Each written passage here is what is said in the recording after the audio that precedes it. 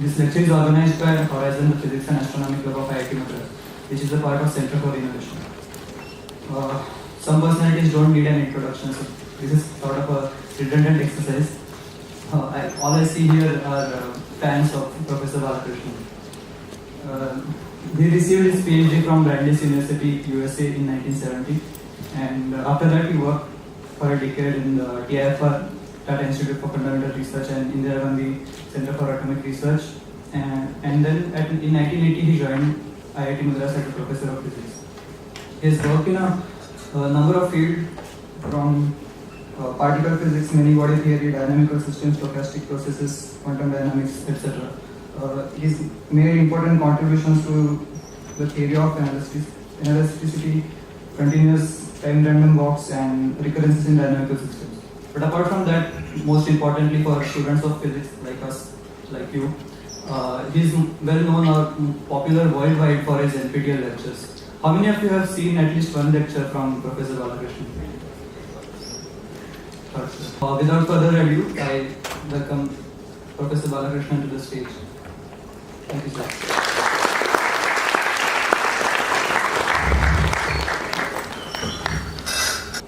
Thank you very much, Yashodhan. I start by thanking Professor Govindarajan, Yashodhan, Akhil Rajan, and other organizers of Horizon for inviting me to come and give this talk. I readily agreed when I first misheard it as an astronomy club. And of course, I have nothing to do with astronomy, not very familiar with the subject. So I was hesitant in the beginning, but then I learned it was the Physics and Astronomy Club, and it occurred to me that the only point of contact between me and astronomy is that I know what Kepler's laws of planetary motion are. So I used that very tenuous connection to claim some right to talk to the Astronomy Club, the Physics and Astronomy Club. And the talk I want to give is titled there, Dynamical Symmetry, the Kepler Problem. And I will go over this slowly. It's a technical talk, it's not a popular talk. I did toy with the idea of speaking on dynamical chaos in the solar system. There are lots of parts of the solar system which are undergoing chaotic motion in the technical sense. I thought of doing that, but then I realized that two problems. The first is that much of the data is empirical, it's observational data. It requires a lot of numerical analysis to understand this kind of chaotic motion. And part of it is speculative because the timescales involved are millions of years, so no one knows for sure whether the conclusions are right or wrong. However, there is a problem in astronomy, in planetary motion, which was the very first problem in some sense, which triggered Newton to his efforts on finding the laws of motion. And I thought, why not speak about it? Bring it up to the modern context, in some sense. So that's what I'm going to do. I'm going to talk about dynamical symmetry in the Kepler problem. I will do this slowly. It's not that I've got all the equations written out, but it's not that we need to follow it up completely. I'll try to give the physical underpinning of what happens in such cases. I must begin by apologizing right in the beginning, because I played around with different ways of presenting this, and then I realized that there's no avoiding the fact that a certain amount of formalism is needed. You need to understand what's called the Hamiltonian framework for classical mechanics. So I took a bold step, and rather than introduce the Kepler problem, I thought I'd give a short digression in the beginning about Hamiltonian mechanics, what it involves, what the key points are, and then go back to the Kepler problem, and then come back and show how Hamiltonian mechanics plays a role in it. So that will be the strategy.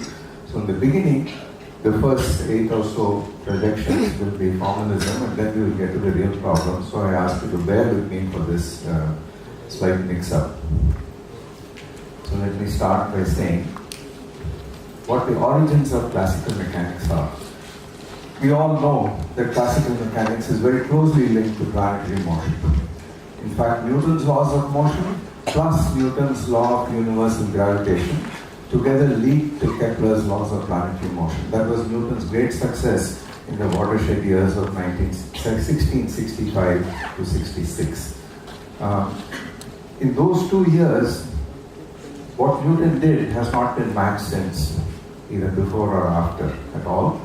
Possibly the most intense concentration any human being has ever devoted in such a short period of time, where he essentially discovered the system of the world and incidentally on the way invented calculus.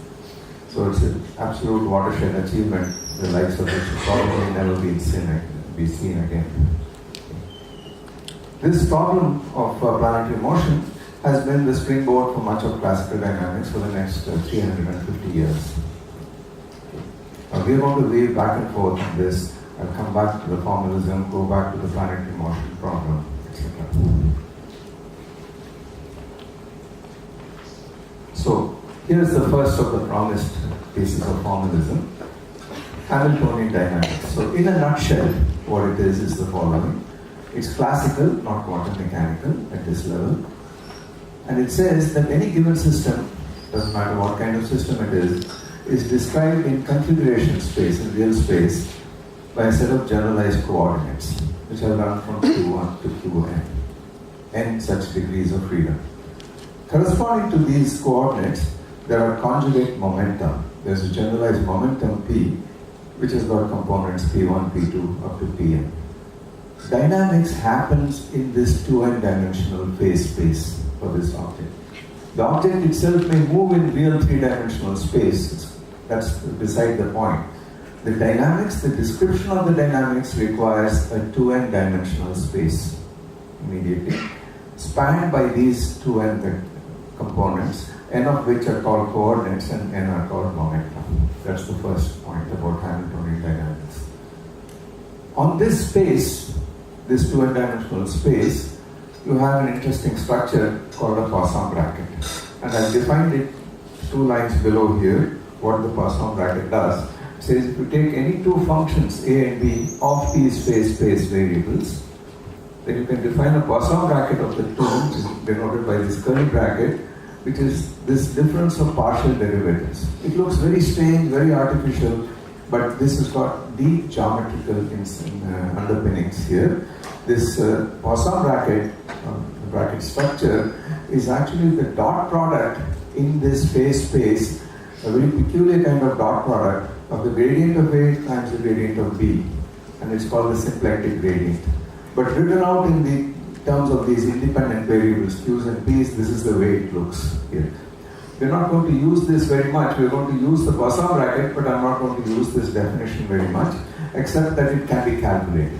This is a quantity which can be calculated. And it's clear that if A and B are functions of P and Q, P the P's and Q's, so is the Poisson bracket of A and P. It's also under function of phase space variables. But since the Q's and P's are independent of each other, it follows immediately if you substitute in this formula, instead of A and B, you substitute the P's and Q's themselves. It follows that Q with the Q, the Poisson bracket is 0, P with the P is 0, and Q with its corresponding P is equal to 1, 0 otherwise. That delta Ij is the canonical delta, as you all know, and that's a set of canonical Poisson brackets. This structure is intrinsic in any 2n dimensional phase space here. Over and above this, what you're given is a certain function of all the Q's and P's called the Hamiltonian. In most of the cases that we're interested in and that appear in elementary mechanics, this H of Q and P is the energy function of the system, the total energy, kinetic plus potential plus everything else. But that's only the numerical value of this H of Q and P. The Hamiltonian is the function itself. So it's some prescribed function of Q and P depending on the system. And then the equations of motion, which are abbreviated as EOM, are called Hamilton's equations of motion. They are first order equations and they tell you dqi over dt is the partial derivative of h with respect to the conjugate pi. And similarly dpi over dt is minus the partial derivative of h with respect to the corresponding generalized coordinate qi. This minus sign is very crucial, most important minus sign in the universe, because that's the way the structure is. That's the way it is. Once you have this in place, Then what sort of equations are these? Well, they are 2n coupled equations for 2n variables. They are nonlinear because the partial derivatives on the right could be horribly nonlinear functions of q's and p's. They are first order in time, first order ordinary differential equations as far as time is concerned. And for given initial conditions, the set q of 0 and p of 0 at time 0, they are completely integrable. You can solve these equations in principle if a certain condition is satisfied. If and only if a certain condition is satisfied. That IFF, I presume you know, stands for if and only if. Necessary and sufficient condition. I should tell you that when I first went to graduate school, the teacher who taught mathematical physics wrote a theorem and he wrote this if. And I remember laughing to myself and saying, how am I going to learn math physics from this gentleman if he doesn't know how to spell if? That particular stupidity I overcome, but this stands for if and only if. The mathematicians like to do these things. Okay. Now the following condition is valid. Now a function of the phase space variables is a constant of the motion, and this is going to play a big role in all that I'm going to say. The COM, constant of the motion. That means it doesn't change with time in numerical value as time progresses. If df over dt is 0, that's obvious. If the total derivative of a function with respect to time is 0, it doesn't change with time. That's it. Okay. Then what's this criterion for integrability? It's called the Liouville-Arnold criterion, and it says there exist, if there exist exactly n constants of the motion, call them f1, f2 up to fn, in involution with each other, namely all the mutual Poisson brackets vanish, then the system is integrable. You can solve it completely. If this condition is not satisfied, the system is not fully integrable. You cannot write explicit solutions down, even in principle, for this system. In fact, there are theorems further on which say that if that's not satisfied, then the system actually can be chaotic for certain initial conditions completely. So that's called Hamiltonian chaos. We won't get into that today. So the Liouville-Arnold criterion says you must have n constants of the motion which Poisson commute with each other. The word in involution is an ancient word. Today we say Poisson commute. They commute because in quantum mechanics, these Poisson brackets become commutators of operators. And then you say two operators commute if AB minus BA is 0, then A and B commute with each other, like in matrices. So that word has been taken over here and we say they or are in involution. So this is a necessary and sufficient condition discovered by long ago and formulated in the modern form by Arnold.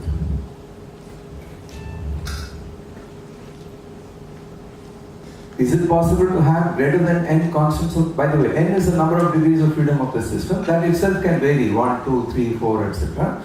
We'll take a general n, and these statements are all true for a general n. We'll come to the Kepler problem subsequently. It's not possible to have more than n constants of the motion in involution with each other. There's a theorem to that effect. I won't prove it, I'll make a statement. It's possible to have more than n constants of the motion, r of them, but not all will be in involution because of the previous statement. Each constant of the motion is generally a polynomial in the p's and q's of any order, defines a certain hypersurface in this 2n dimensional phase space, because you have a relation which says f of q comma p equal to some constant value c. That's a surface, hypersurface in 2n dimensional phase space. So if you have n of these constants of the motion, then the set that you're dealing with is the intersection of these two of these hypersurfaces, each of which is of dimensionality 2n minus 1. Okay. So it's clear immediately that it's not possible to have more than 2n minus 1 constants of the motion. Because every time you have a constant of the motion is restricted to that hypersurface. If you have two of them, it's restricted to the mutual intersection of these two surfaces, and the dimensionality comes down by 1 till it comes to 2n 1 dimension. 2n minus 1 constants of the motion. And if you have one more, then the intersection is typically a set of points and there's no motion possible at all. So you can at best have 2n minus 1 constants of the motion. You can't go beyond that. These need not all be in involution with each other. The statement is that if they are time independent constants of the motion, you can at best have 2n minus 1 of them for an n degree of freedom system. If it turns out that you have r constants of the motion, where r lies between n, it's greater than n but less than 2 or equal to 2n minus 1, then h is supposed to be superintegrable. That's the terminology. And if r is exactly equal to the largest possible value, 2n minus 1, then we say that it's maximally superintegrable. And to cut a long story short, the Kepler problem is superintegrable. In fact, it's maximally superintegrable, and we're going to exploit that fact.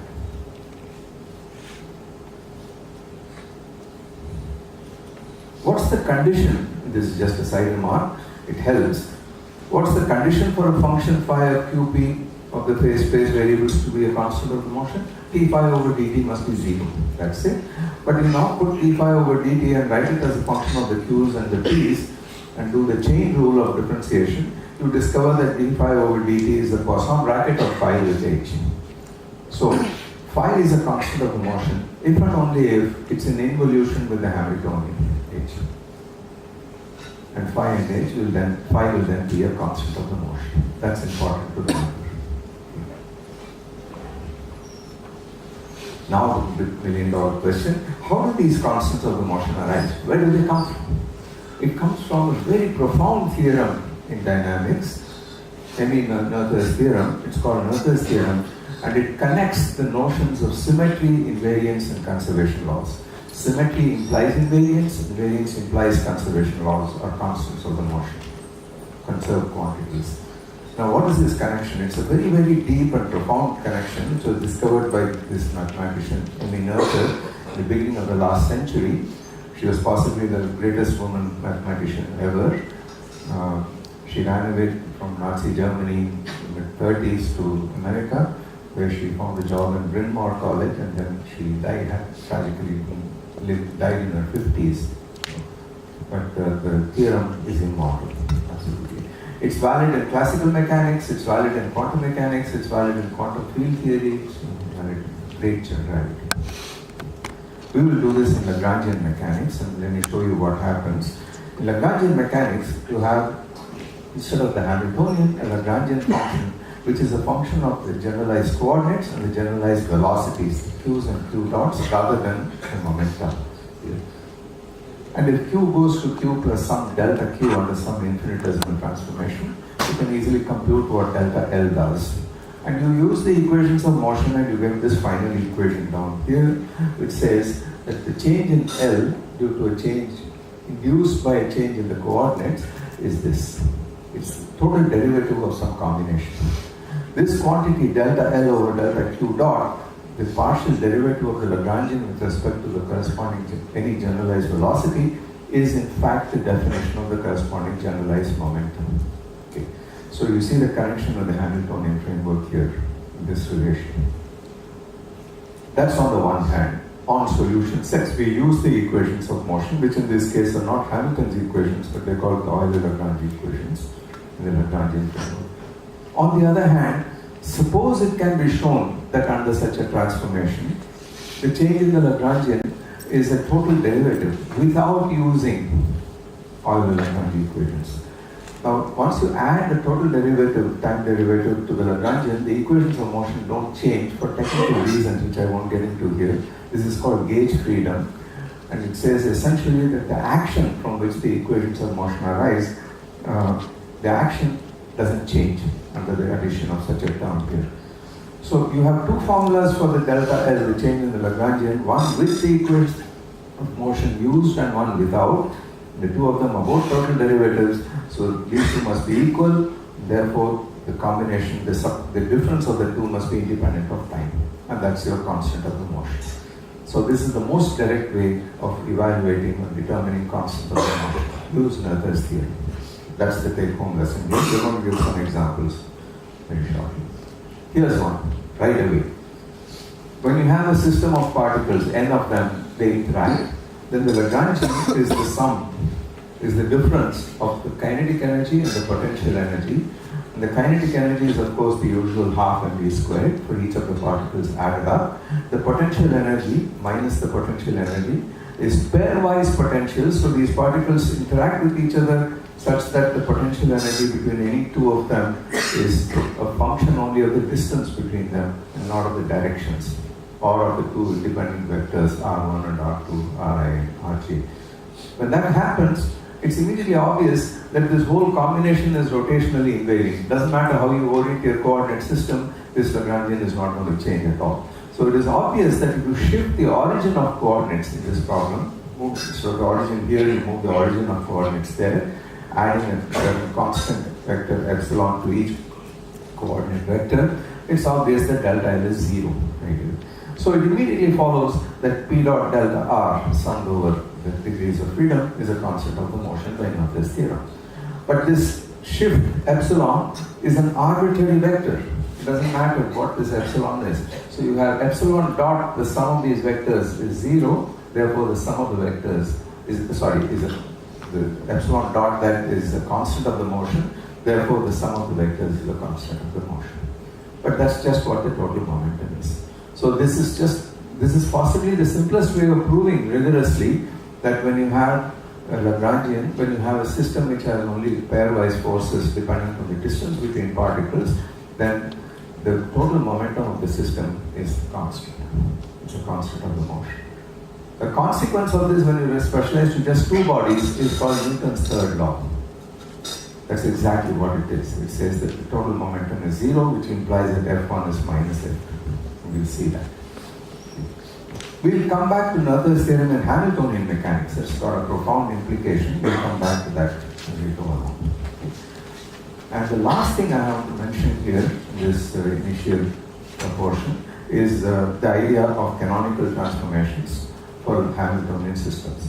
Well, the idea is the following very roughly. To simplify these two differential equations, very often it's useful to make a change of variables, which is invertible, from the q's and p's original to say the capital Q's and capital P's.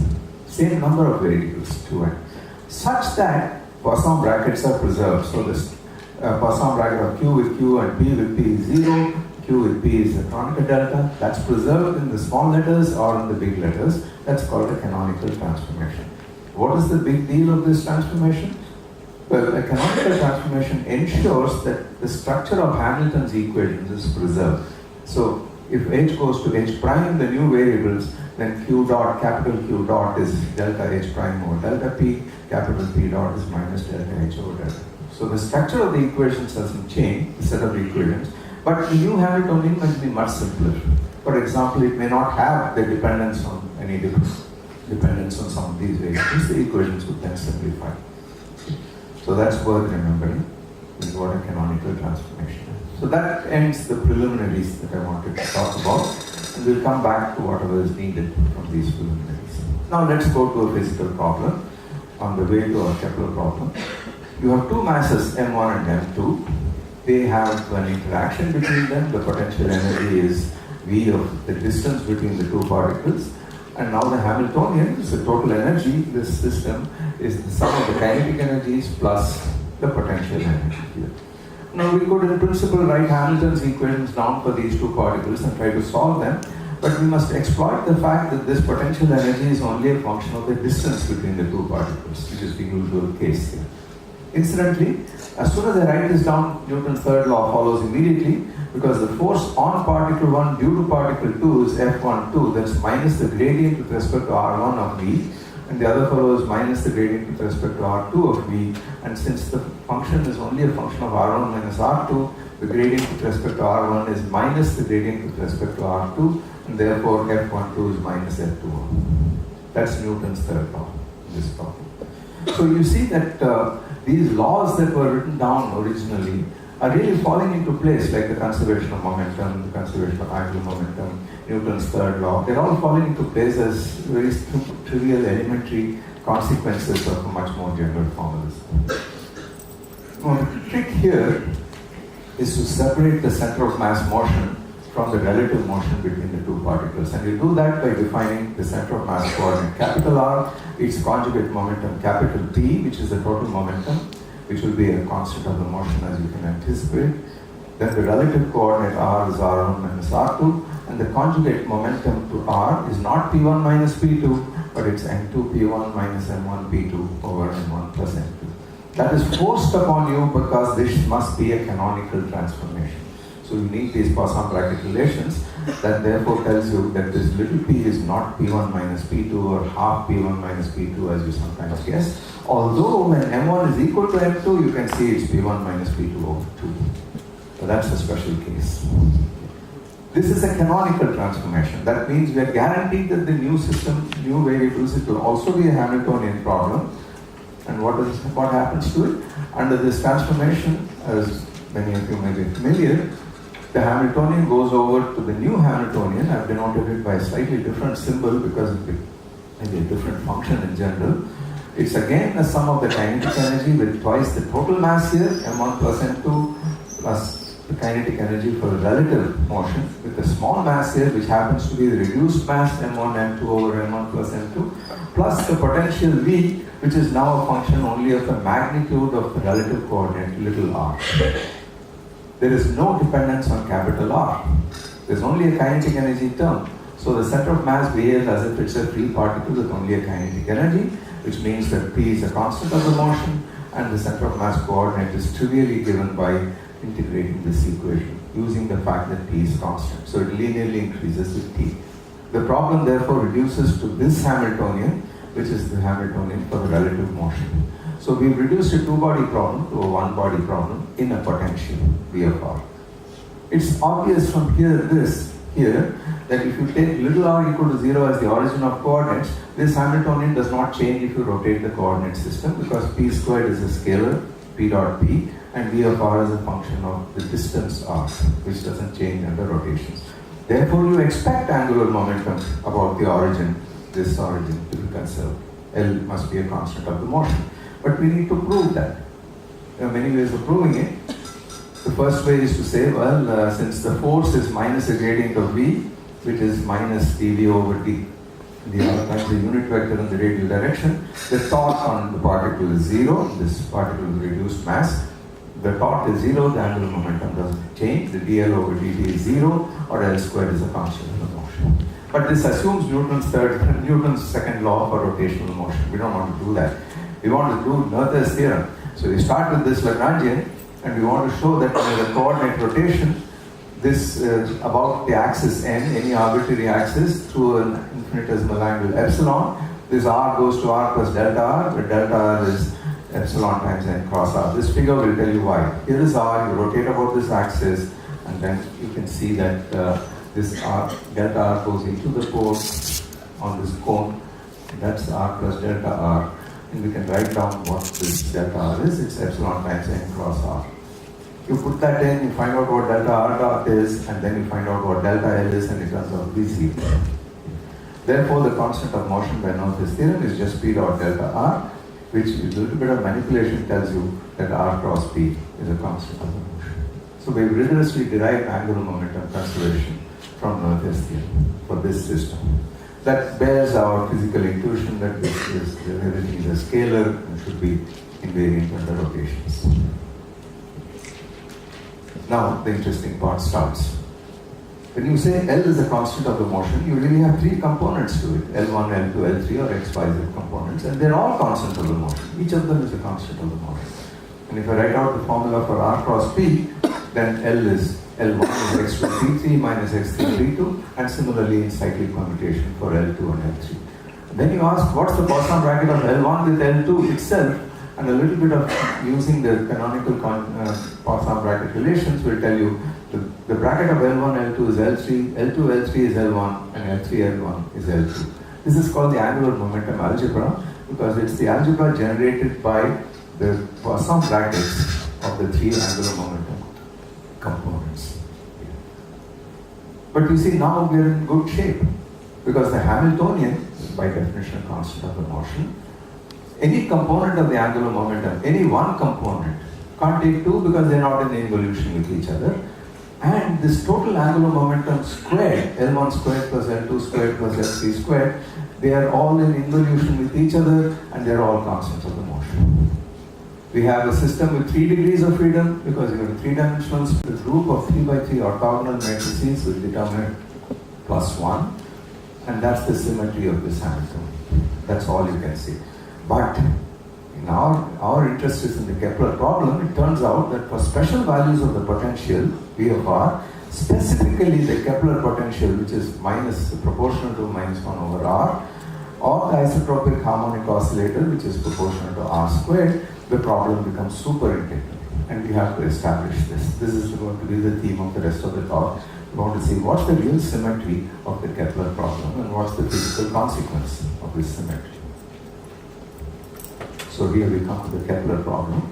The Hamiltonian is now the difference of the kinetic energy, the sum of the kinetic energy and the potential energy.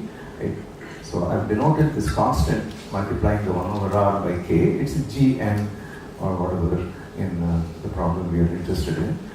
And L is a constant of the motion. Hamilton's equations imply Newton's laws of motion. The second law says mass times the acceleration is a force, and if you write it out, you get this equation which says d2r over dt2 is minus k over m, unit vector r over r squared, or vector r over r cubed. This is a non-linear problem. It's not an easy equation because it's a second order differential equation, and you have an r squared sitting here or r cubed in the denominator. It can be quite complicated. All of you, I'm sure, are familiar with what to do next. You multiply by an integrating factor, which is dr over dt, and then you write this side as a simple derivative of something. You integrate once, find the first integral, then you reduce the problem to quadratures. Or at that stage, you define 1 over r as your new variable, and you get what's called Binet's equation. And you solve it in this Kepler problem. This is an elaborate way of solving the Kepler problem. We're not going to do that. We're intellectually lazy, so we're going to do it by clever method. We're going to do it without solving any differential equations at all. The solution, I might as well say, leads to Kepler's laws 1 to 3, but we're going to do it differently. And it's based on the fact that the Kepler problem has another vector constant of the motion other than the angular momentum. And this is the well-known Laplace-Runge-Lenz vector. There's a long history to this. People have written a book on this, I think. It was known before Laplace. It was known to a gentleman called Hermann, who seems to have done it first, and then way back in the 17th century or whatever, and then to Bernoulli, one of the Bernoullis, Jacob Bernoulli, and then certainly Laplace, and subsequently Runge and Lenz, and a lot of people after that rediscovered this over and over again. And in 1925, very famously, Pauli used this to find the energy levels of the hydrogen atom. He didn't do it by solving the Schrödinger equation, but he did this using the Laplace-Runge-Lenz vector in its quantum version. Now, what it does, what this invariant is the following. This is a derivation of this invariant. I'm not going to belabor this because we are going to be interested in the physical properties. But here it is. Once again, we let r go to r plus delta r, radiation, and this delta r is some infinitesimal vector epsilon cross the cross product of v with r plus r cross v with epsilon. That epsilon is an arbitrary vector.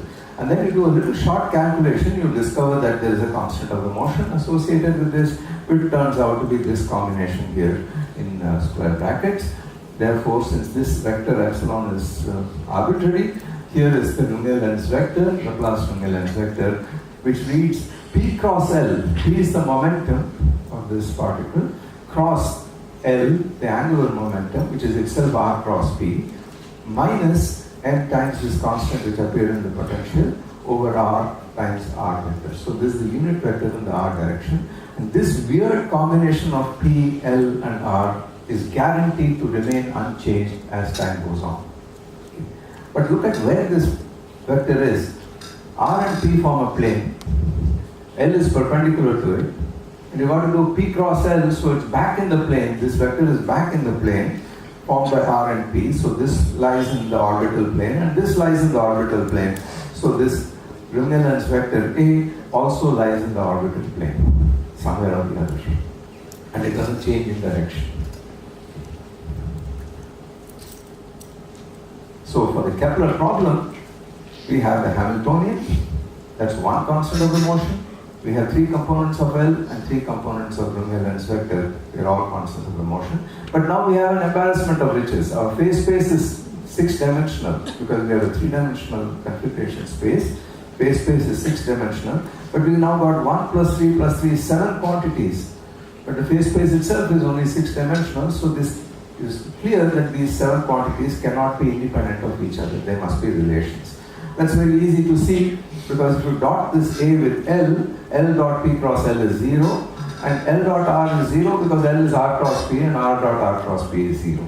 So L and A are perpendicular to each other. We've already seen this. So there's one condition on A, that is got to be perpendicular to L, so it eliminates one component.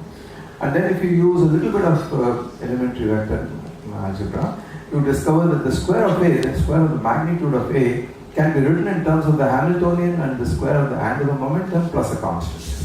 So if you know the angular momentum and the energy, you know A. That gets rid of one more component of A, in principle, leaving you with one independent quantity. So you have 1 plus 3 plus 1. Now that's 5, and that's exactly what you need, because you have 2n minus 1 constants of the motion. So the conclusion is, these are not all in involution with each other, because we're not saying that A with L is 0 or anything like that. L is in involution with H, A is in involution with H, but L and A are not in involution with each other. There's going to be an algebra here. But these give you 5 independent constants of the motion, which is therefore a proof, rigorous proof, that the Kepler problem is maximally superintegral. Just the existence of this constant of the motion. Can we exploit it? Of course we can. So here it is, the equation and shape of the orbits. It's very easily done. No differential equation is needed. All we need to do is to observe that R dot A is easily evaluated, and it gives you L squared minus MKR, with a little piece of algebra here. And if psi is the angle between A and R dot A is RA cos psi, and that's equal to this. You solve for R and you get this constant divided by 1 plus another constant times cos psi. That's the polar equation for a conic section. I'm not sure if this is still taught in undergraduate courses, the polar equation for a conic section, because many things seem to have been eliminated. Spherical geometry, for example, is no longer taught. Can't stop progress. But is the polar equation of a conic section taught in some course or the other? Yes? Yes, it is? Okay, very nice. So good. There is still hope. Okay. So that's an equation for a conic section, and as you all know, this little constant here downstairs, which multiplies cos psi, is related to the eccentricity of the conic section, and that's the semilattice rectum of the conic section. So we'll come back to it. So the eccentricity is given by A over Nk, which if you rewrite in terms of H, etc., and knowing that the magnitude of A is given in terms of angular momentum and energy, you get this little formula here, 2L squared E over Nk squared to the power half. That's the eccentricity. Now we know that for an ellipse, the eccentricity runs between 0 and 1. The eccentricity is 0 when the two foci of the ellipse coincide and you get a circle. As it increases, you get an ellipse. And when it becomes 1, you get one of the foci goes away to infinity, and an ellipse in which one focus goes away to infinity is called a parabola. Okay. This is why, as you know, if you take an elliptic mirror and you shine light on the periphery from one of the foci, it is focused with the other focus. And if it becomes a parabola, it is focused at infinity, which is how your headlights work, because you have a parabolic mirror which focuses this source placed at the focus of the parabola to a parallel beam. Okay. So when it's greater than 1, it's a hyperbola. This should be greater than 1, not greater than 0. Sorry, E greater than 0, it's a hyperbola. That's another thing I forgot to mention. When you have a sum of kinetic energy and a potential energy for this Hamiltonian, for a bound state, namely for planets in orbit around the Sun, for instance, you need an energy to knock the planet out of the orbit. So the actual energy, total energy of the system is negative relative to the situation in which the Sun and the planet are infinitely far apart and at rest. So relative to that 0, the bound state has a negative energy. So negative energy solutions would be bound states, whereas the positive energy solutions would be scattering states, where the planet comes along like a comet does, for example, and goes into a hyperbolic orbit here. Okay. So we found, in terms of the angular momentum and the energy, the eccentricity of this ellipse, and that's what I've written here. So this picture shows you how this whole thing works. That's the angle psi, but conventionally we take the positive axis to be on the positive right-hand side. So we call that phi. Then the equation becomes r of phi is constant divided by 1 minus e cos phi, where e is the eccentricity. And we have a formula for eccentricity, which for the bound state solutions is less than 1, given by the ratio of the L squared times the magnitude of the energy divided by constant to the power half. Okay. By the way, the Earth's orbit has a very small eccentricity. It's very nearly circular. It's only 1.7% or something like that. The eccentricity is 0.017 or something like that. Okay. The orbital parameters are determined completely by specifying the energy and the total angular momentum. And in turn, the values of these are determined by the initial values of the position and the momentum, as you expect.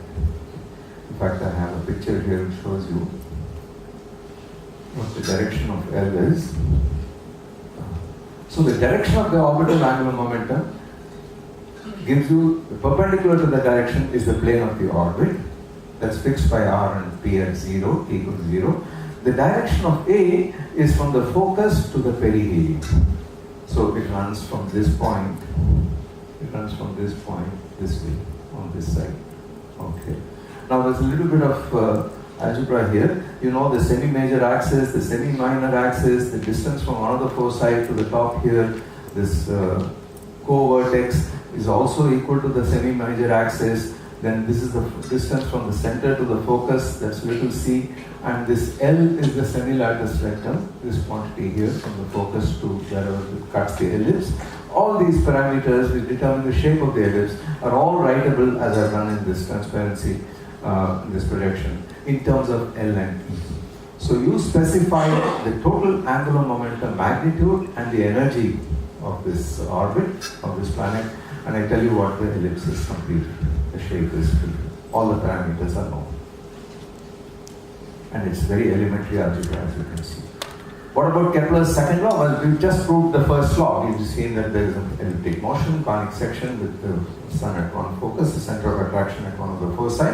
What about Kepler's second law? It says constant, the radius vector sweeps out equal areas in equal times, so constant areal velocity. But that's just the conservation of angular momentum, because you can see that if it sweeps out an angle delta phi times delta t, then this area of this triangle is half base times height, which is 1/2 r squared times delta phi. On the other hand, the angular momentum about the origin is the moment of inertia mr squared times phi dot. So these two are equal to each other.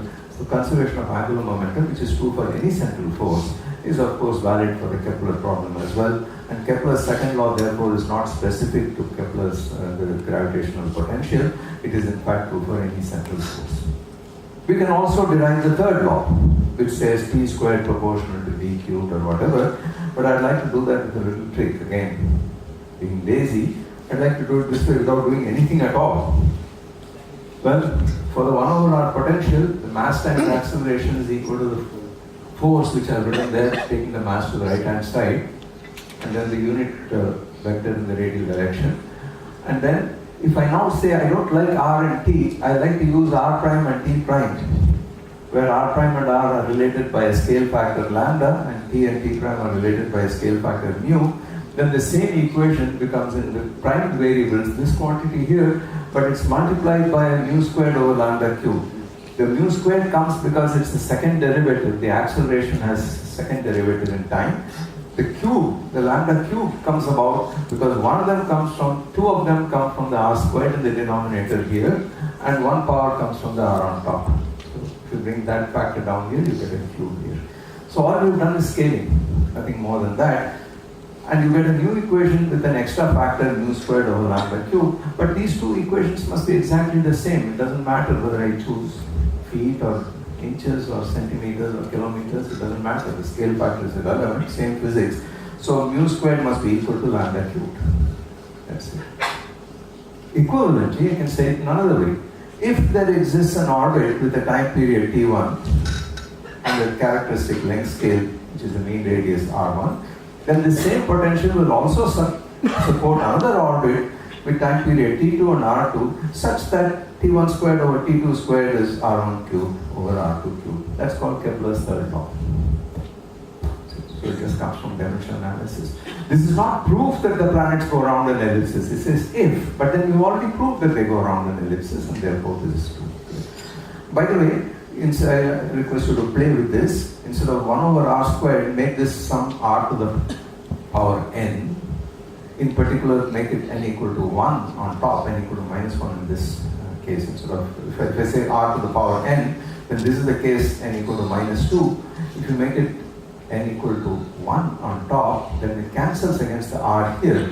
And it tells you that the potential, the term on the right hand side were proportional to the vector r, then the time period would not depend on the length scale at all. But you know that fact already. You know that in simple harmonic motion, the time period is independent of the amplitude. So right here you begin to see the power of this scaling method, because it's now solving not just one problem but a family of problems in this fashion. So that's the way to think about these problems in dynamics, to embed the given problem in a family of problems. It's a very valuable technique. Now we come to the starting point of the talk. A little late, but dynamical symmetry. What can we do with this thing here? What is the dynamical symmetry? What's the symmetry transformation of a Hamiltonian system? Two conditions are needed. First, transformation must be a canonical transformation. We've already seen this. That preserves the Hamiltonian structure. So I'm going to rush through this portion. It must be a canonical transformation. But it must also leave the Hamiltonian unchanged, because otherwise it's not a dynamical symmetry of the problem. When I say symmetry, it means a solution set. It remains a solution set. So together, 1 and 2 ensure that the solutions to the equations of motion are mapped to other solutions of the system. You know, it's a common fallacy to understand. There's a subtle point here. When you have an equation which is invariant under some transformation, it's not necessary that individual solutions be invariant under this transformation. What is a symmetry is that the set of solutions will be invariant. For example, let me give you a trivial example. Suppose you have the equation x squared equal to 4. Then the equations are x is plus or minus 2. Now I make a change of variables to x prime equal to minus x. Then an individual solution which was x equal to 2 goes to x prime equal to minus 2. So it's not invariant. But the equation is still invariant. It's x prime squared equal to 4 still. What has happened is that the set of solutions 2 and minus 2 goes to the set of solutions minus 2 and 2. Okay? So that in a nutshell is what is meant by symmetry when you have dynamical systems or symmetries of sets of equations, that the solution space gets mapped to the solution space. Individual solutions need not remain unchanged at all. So it's important to recognize that all canonical transformations are not symmetric transformations. They don't leave the Hamiltonian unchanged, nor does leaving the Hamiltonian unchanged imply that it's a canonical transformation at all. The canonical transformations of an n-freedom system form a group. It's called the symplectic group. That's a group of 2n by 2n matrices that satisfy a certain condition. Let me write this condition down quickly. I'm not going to prove any of this here. It says that the Jacobian of a transformation, canonical transformation, is a symplectic matrix in the sense that it obeys the condition m transpose omega m equal to omega, where omega is given by this very peculiar looking 2n by 2n matrix. This is actually the metric matrix in phase space for n degrees of freedom, and that's where the symplectic structure comes from, this weird minus sign here. I won't get into this here at the moment. The other piece of information we need is that if a function of phase space variables is a generator of a canonical transformation, then the corresponding infinitesimal canonical transformation associated with it is necessarily such that delta q is the infinitesimal parameter times the Poisson bracket of q with g, and similarly for delta q.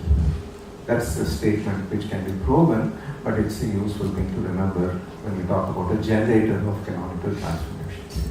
The final link in this whole problem is provided by Merkel's theorem, and this is a profound statement. In the Hamiltonian version, we saw what it was in the Lagrangian version, gave you constants of motion, gave you an algorithm for computing constants of motion, but now in the Hamiltonian version, the theorem is profound enough to be read out slowly.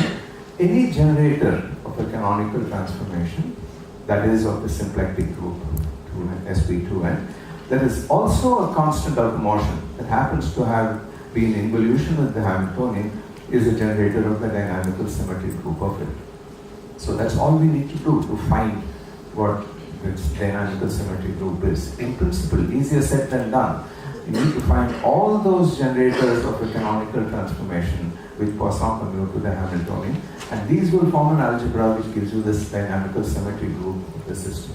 And I'll explain in a minute what this dynamical symmetry group does. In general, only a subset of the generators of canonical transformations will be in involution with the Hamiltonian. So the dynamical symmetry group of a Hamiltonian will be a subgroup of the group of canonical transformations. And we need to discover what that is. Let's go back to the Kepler problem, and now we can understand what's happening. The Hamiltonian is up there. The angular momentum generates rotations of the coordinate axis about the focus, r equal to 0. And we see that the generators are in involution with the Hamiltonian. Hence, rotations are symmetry transformations of the problem. What do? Well, in physical terms, for a given energy and angular momentum, they take orbits to other orbits with the same energy and angular momentum. They might change the plane of the orbit. They might change the orientation of the orbit. But they would take solutions, keeping the solutions to other solutions, orbits to other orbits, such that the energy remains the same and the angular momentum remains the same. We've seen that the Runge-Lenz vector is also a constant of the motion. Do they generate symmetry transformations, either alone or in conjunction with the angular momentum? We need the Poisson bracket algebra of L and A, and I write it down here. We've already seen that L Poisson bracket with another L is going to be a third L. We can now show in here that A with L gives you an A, but A with A does not give you an L alone or an A alone, but it multiplies it by the Hamiltonian. That's bad news. That means this algebra is not closed. And remember that A and L are both in involution with the Hamiltonian. They Poisson commute, but there's this unpleasant factor sitting there. But now I say, oh, let me work on that surface where the energy is fixed. So I look at a particular energy of the orbiting particle, a particular energy, that's a hypersurface, energy hypersurface, and I will scale this Hamiltonian out by defining a vector k, which is A divided by square root of 2n times h. Then the Poisson brackets are L with L is L, K with L is K, and K with K is L. That closes on itself here. In fact, for a given value of the energy on this hyper-energy surface, L and K form a closed Poisson bracket algebra. Now, interestingly enough, these solutions will take a given energy solution to another solution of the same energy, another orbit of the same energy, but possibly different angular momentum, because A with L, the Poisson bracket is not zero. Incidentally, in quantum mechanics, the implication of this Kepler problem, is the hydrogen atom problem, is that the hydrogen atom non-relativistic energy levels depend only on the principal quantum number and not on L, the orbital angular momentum quantum number. They cannot depend on the magnetic quantum number M because it's a central force, no direction is preferred. They should, rightly speaking, depend on L, but because of the existence of the Laplace-Runge-Lenz vector, the extra vector, and this dynamical symmetry, the energy levels do not depend on L either. When this was not fully understood, they called it accidental degeneracy, and I believe that term is still used in textbooks. It's called accidental degeneracy. How many of you have come across this term? Okay, there's nothing accidental about it, as you can see. It's because of the existence of the Laplace-Runge-Lenz constant of the motion. Okay, so that takes you from orbits of one angular momentum to orbits of other angular momentum. Now what about the algebra? We saw that the angular momentum algebra was that of SO3. Well, it turns out the algebra of the 6 generators, the 3 L's and the 3 K's, is that of the rotation group in 4 dimensions, SO4. Remember, the phase space is 6-dimensional. So SO4 is a subgroup of SP6, the symplectic group, the subgroup of canonical transformations. And it can be shown this is the biggest subgroup that preserves the form of the Hamiltonian. The rotations obviously preserve the form of the Hamiltonian, it's a scalar. On the other hand, it's not so obvious at all that these SO4 transformations preserve. They mix up R and P in a weird way such that the Hamiltonian is preserved here. So that's the actual dynamical symmetry group, and this is a bigger group than SO3. This symmetry is not manifest at all. It's not obvious at all. We have to do some work for it. Since this larger dynamical symmetry is not manifest, unlike rotational symmetry, it's also known as hidden symmetry, cryptosymmetry. Representations of symmetry groups labeled by the eigenvalues of Casimir invariants, etc. It's a technical point. I don't want to get into that at the moment. In the present case, it tells you that this algebra can be simplified in such a way that it looks like two SO3 algebras. And again, it's a reflection of the fact that this group of rotations in 4 dimensions, this orthogonal group, is the direct product of 2 rotation groups in 3-dimensional space each. Is there something even bigger? Is there an even bigger symmetry group? We've said this is the largest possible, but what happens if you have a symmetry group which mixes up solutions of different energy? So it takes the entire solution space, all the angular momenta, all orientations of this axis, etc., and takes that to another solution of a different energy, different angular momentum, different orientation of the ellipse. By the way, I mentioned that when L is constant, the plane of the orbit is fixed because L is constant. When A is constant, A was pointed from the focus towards the perihelion, and that is a fixed direction. So it says that for a given orbit, the ellipse does not precess. And in fact, the precession of this ellipse is a symptom that there is some force which is not the 1 over r squared force. So it gives you an indication that there's a third body that's perturbing it. And as you famously know, all the planets have orbits that precess the ellipses. And in the case of Mercury, there was a portion of the precession which was unexplained. There's 43 seconds of arc per century, and Einstein's gravitational theory, relativity, explained that. That was one of the famous successes. Okay. So the constancy of A says the ellipses do not precess. The orientation is the same. Okay. So is there such a deep symmetry, deeper symmetry? Remarkably enough, there is. There is. It's called the conformal group, the special orthogonal group in 4 space-like and 2 time-like dimensions. It's got 15 generators. I'm not about to write those generators down in this algebra now, but that is the biggest symmetry of the hydrogen atom problem, or the Kepler problem here. And it has deep implications in both classical and quantum mechanics. In the quantum version, those generators lead to transition operators, the algebra of transition operators between states with different n values, different energy values here. So we started with a very humble Kepler problem, simple problem, but we ended up with some fairly profound consequences. And my physicists being what they are, they would immediately ask a question like, what happens if you're working not in 3 space dimensions but n space dimensions? Then can the Kepler problem be solved? So we got the same Hamiltonian, but now the vectors P and R run from 1 to n. And R stands for the radial distance in n-dimensional space. Okay. What happens now? Well, the statement is this system is also super integrable, and maximally so. The angular momentum is now a tensor of rank 2. It's Lij is xipj minus xjpi, so it's an antisymmetric tensor in n dimensions. So it's n times n minus 1 over 2 components. We can now define a Laplace-Runge-Lenz vector A, which Poisson commutes with both the Hamiltonian and has an algebra with the rest of these L's here. Together, they have a certain number of components, which is n into n plus 1 over 2. And then there are conditions between them, leaving exactly 2n minus 1 constants of the motion, independent constants of the motion. And the problem is integral, so maximally super integrable. And the symmetry group in this case, just as the 3-dimensional Kepler problem had a 4-dimensional orthogonal group, SO4 as the symmetry group, now it is SON plus 1 higher dimension. That's rigorously established. Finally, some further aspects where does this go? What have we left out? We've left out a number of things. The first is, what are the dynamical symmetry groups when the energy is 0? And then what about scattering states? Well, when it's 0, it turns out to be not O4, the orthogonal group in 4 dimensions, but O31, the pseudo-orthogonal group in 3 space-like and 1 time-like dimension. So I'm not going to get into that. Right.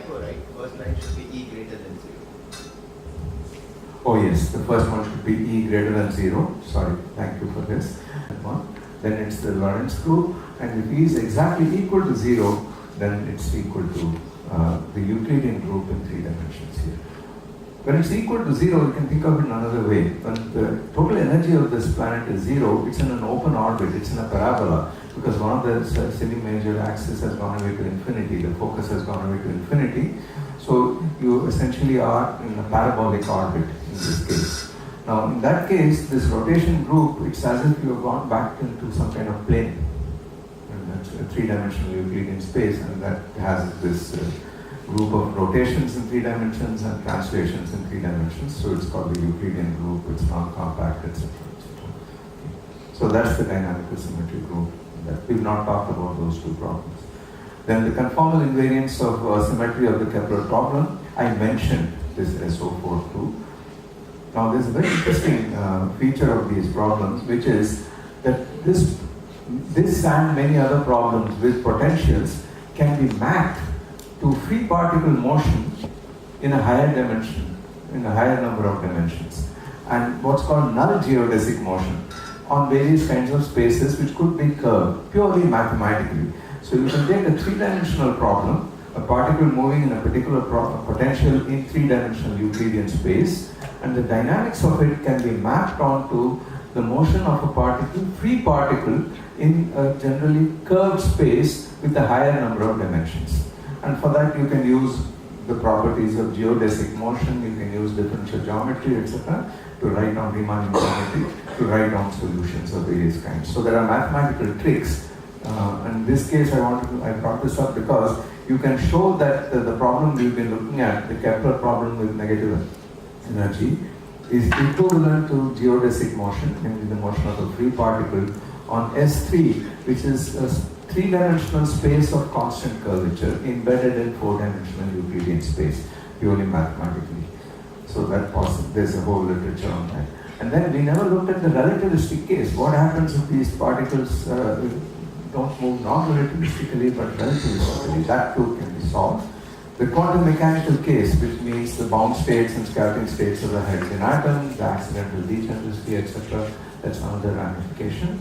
And then the relativistic case of the quantum mechanical relativistic case, in other words, the Dirac equation with the Coulomb potential, that too can be solved. What else? Well, the superintegrability of the Kepler problem in n-dimensional space, I mentioned this, we can do that as well. And then, now comes this big intellectual jump. You see, we talked about the conformal group SO42 as the biggest symmetry, not symmetry, but sort of quote-unquote symmetry group of the Kepler problem. So we have SO4, comma 2. Ultimately, this 1/r potential arises from the fact that, in the case of the hydrogen atom, for example, that the particles exchanged in this, propagating this force, the electromagnetic force, namely the photon, has 0 rest mass. So eventually, all these exotic properties of the Coulomb potential, or the Kepler potential, doesn't matter, Newtonian potential, they are traceable to the fact that the exchanged particle which leads to these forces, gravitation or electromagnetism, have 0 rest mass. Which means that if you look at the field theory of those objects, the invariance of Maxwell's equations which describe the field, electromagnetic field, because the photon is 0, these equations have not just the relativistic symmetry of the Lorentz group, the invariance of the Lorentz group, or the inhomogeneous Lorentz group, but they have a bigger invariance under the so-called conformal group. That leads you to studying conformal field theories, and there's a huge literature on this, conformal quantum field theories in flat as well as curved spacetimes, and mathematical physicists have been studying this for quite a while now. The last thing I want to say is, well, we started with 2 gravitating particles, gravitational force 1/r². What if you make these particles extremely massive? What if they are 2 neutron stars orbiting around each other? Or better still, what if there are 2 massive black holes gravitating around each other? Now the potential 1/r is not enough anymore. You need the general theory of relativity. You can have black holes around each other, as we've seen. They would radiate energy because of the intense gravitational fields.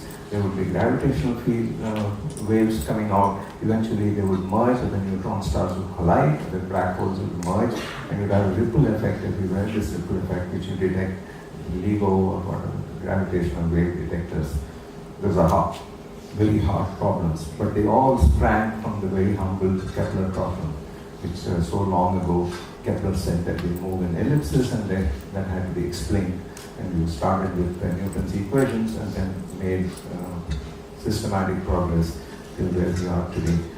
So the topic of dynamics is still very much alive.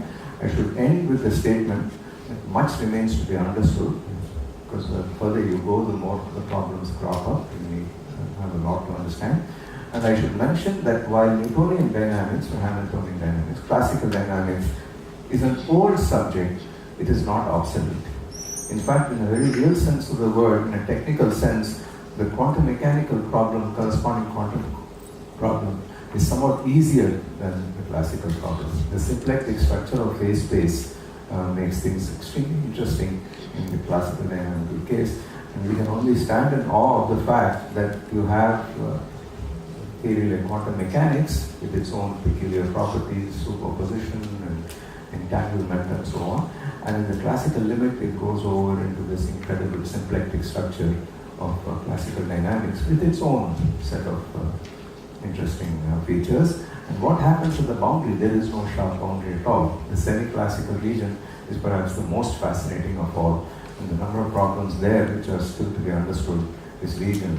Enough work to keep us all busy for a very long, long time. So with that, I'd like to end. Thank you very much for your patience.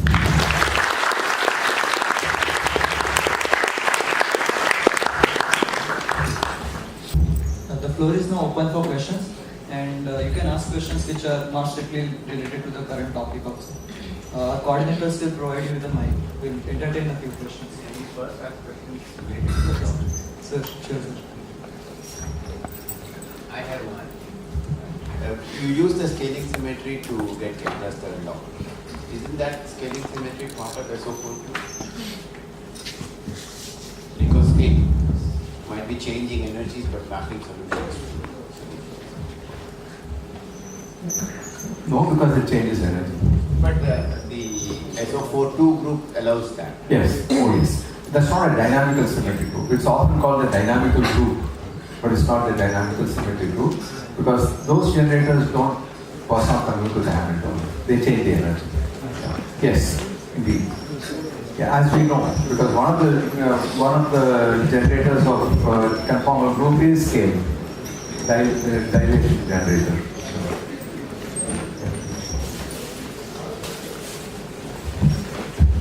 Kindly please remain seated until the session is over.